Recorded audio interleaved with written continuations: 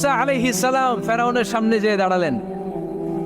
ফেরাউনের জাদুকররা বিশাল বড় বড় বাঘ বানালো, সিংহ বানালো, সাপ বানালো।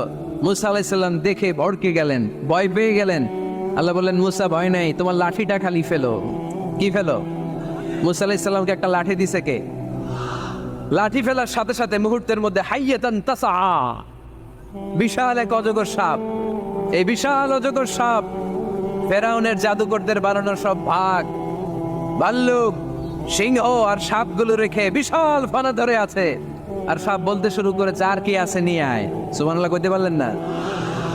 এই দৃশ্য দেখার সাথে সাথে ফেরাউনের রাজপ্রাসাদের সামনে যতগুলো জাদুকর ছিল, কোরআন বলে ফাউলকিয়াস সাহারাতু সাজিদিন।